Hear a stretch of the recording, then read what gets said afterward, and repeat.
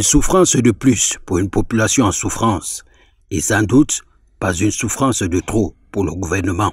Les images affligeantes de ces hommes et femmes devraient amener nos gouvernants, ceux concernés au premier chef, à rendre le tablier.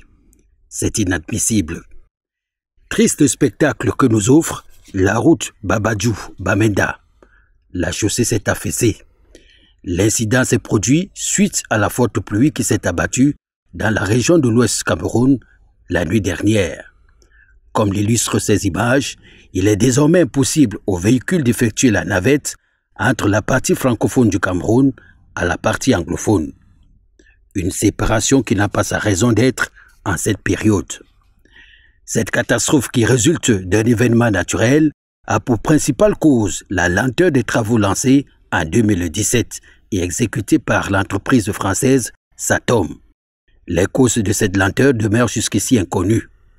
Le gouvernement, par la voix du ministre des Travaux publics, Emmanuel Nganou-Djoumessi, se contentant à chaque sortie de se fondre en déclaration incendiaire de l'accélération imminente des travaux et surtout de rassurer que les mesures sont prises à cet effet.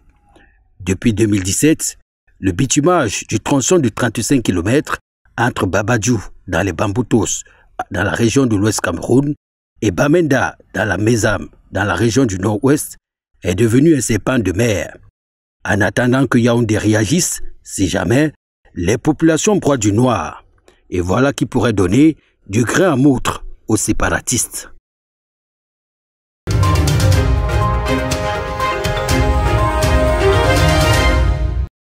Kongsamba n'a pas échappé à la colère des eaux lors de la pluie qui s'est abattue sur la ville ce 24 mars 2021.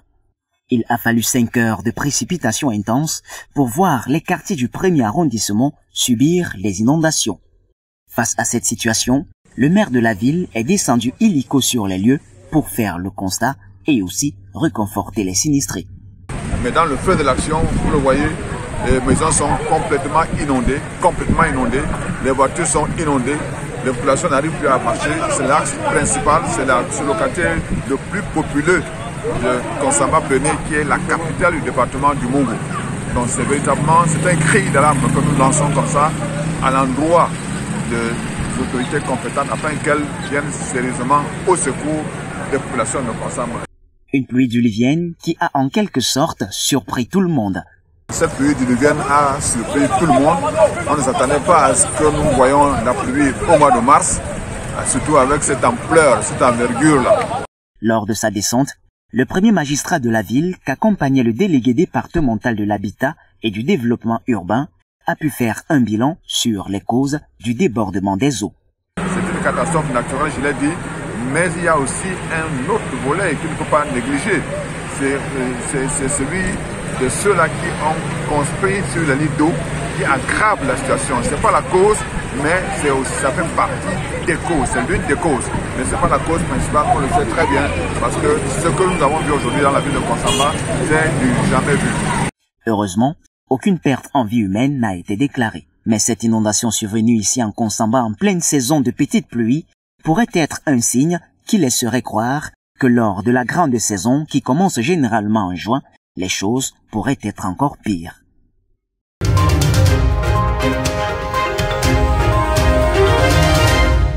Paul Atangandi se veut clair dans sa note au gouverneur des 10 régions. Le MINA demande au gouverneur de procéder à la fermeture systématique de certaines églises de réveil qui excellent dans la médiocrité chrétienne en tenant un discours qui va à l'encontre du protocole sanitaire prescrit par le gouvernement. Parmi ces églises de réveil qui nous endorment plus qu'elles ne nous réveillent, certains pasteurs sortent de l'eau en se basant sur les Saintes Écritures. La Bible dit ceci, ici c'est l'apôtre Paul qui parle, il dit que toute personne soit soumise aux autorités supérieures, car il n'y a point d'autorité qui ne vienne de Dieu. Les autorités qui existent ont été instituées de Dieu. Verset 2. C'est pourquoi celui qui s'oppose à l'autorité résiste à l'ordre que Dieu a établi. Avant même que cette note n'arrive, nous déjà dans notre ministère, on prenait déjà des mesures par rapport à cela. On respectait la distance qui a été donnée, on respectait le port de masque, on respectait aussi le gel hydroalcoolique, tout juste à l'entrée de l'église, avec de l'eau et du savon. Notons que certains bonbons pasteurs interdisent le port du masque à leurs fidèles, prétendant que le coronavirus n'existe pas. Ces pasteurs, appelons-les ainsi, croient plutôt aux prières qui banniraient le Covid-19 au cas où il existerait. L'on se souvient des élèves qui ont manqué leur examen dans un lycée de Yaoundé l'année dernière à cause des prescriptions similaires de leur pasteur. C'est fort de ce constat que le patron de l'administration territoriale frappe du poing sur la table et appelle le gouverneur à sévir.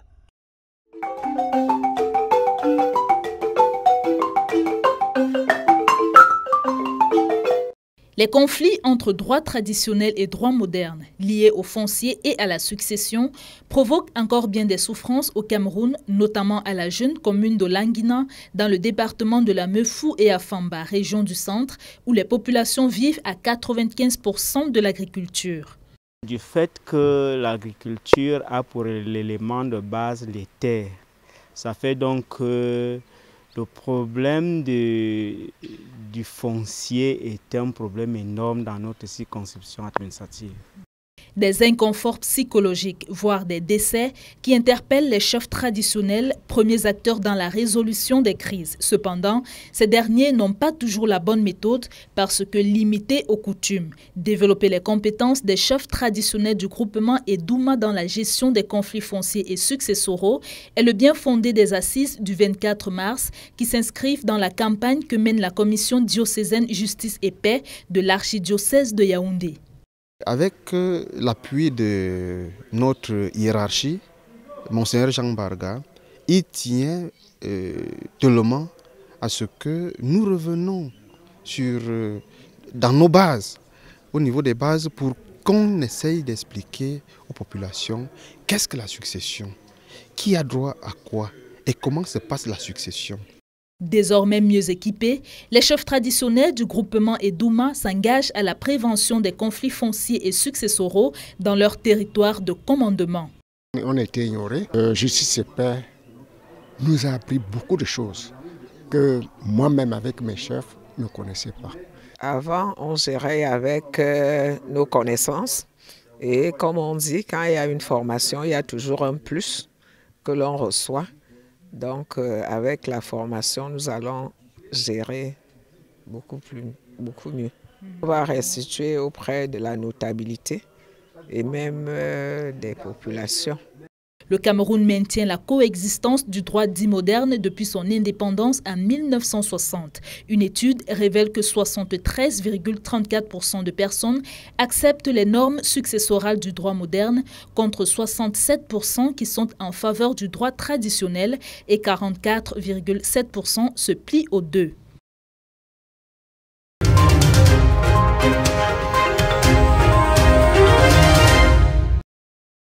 1 700 000 francs CFA d'Ngaoundéré à N'Djamena, désormais c'est le prix minimum qu'il va falloir payer pour tout transport des marchandises à bord d'un camion. Réunis à Ngaoundéré, à l'initiative du SNTRC et du GTTC, les transporteurs concernés ont donné à ces tarifs leur assentiment.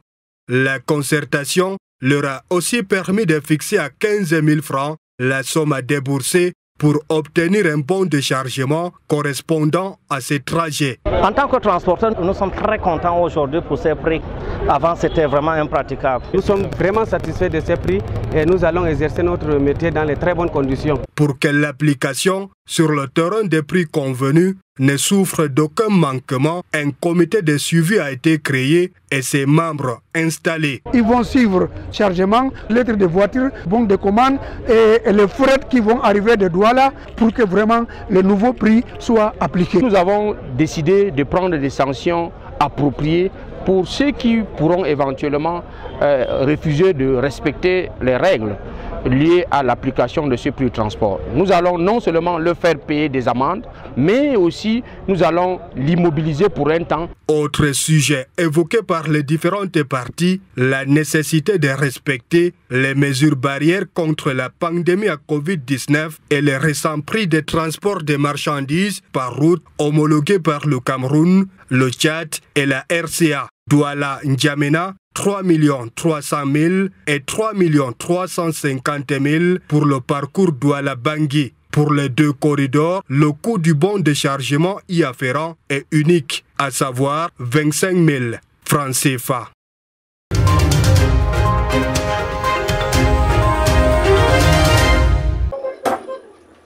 Très prisé, mais frappé par la rareté, du fait de la demande élevée, la viande de porc est régulièrement à l'origine des grincements de dents à Kribi.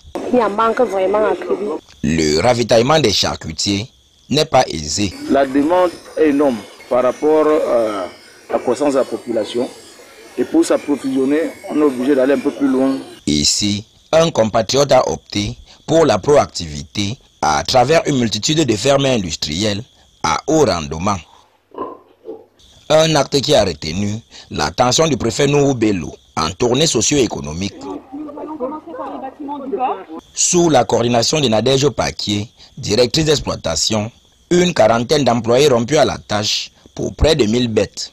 Bénéficiaire de nombreuses distinctions du chef de l'État, le promoteur Jean-Célestin Ouattat, porte-étendard de la région du Sud, dans le secteur agro-pastoral, jouit d'une forte motivation. Dans la République, son Excellence Paul Biya et son épouse, Madame Chantal Biya, la première dame du Cameroun, a marqué un arrêt historique dans notre stand au dernier comice agro-pastoral de Bolova. Ambition, réduire les importations et même exporter son porc via le port en eau profonde de Kribi. Aucun faux pas n'est permis, de la reproduction à l'engraissement, passant par la maternité et le sevrage, la redoutable peste porcine étant aux aguets. On essaie chaque fois de renouveler la pédiluve à l'entrée de chaque ferme et on fait le nettoyage approximatif de toutes les fermes chaque jour et on désinfecte. Autre opportunité ici, la formation des jeunes. Notamment à travers le projet d'incubation des autres jeunes qui peuvent venir apprendre. Une ouverture saluée par M. Boucher.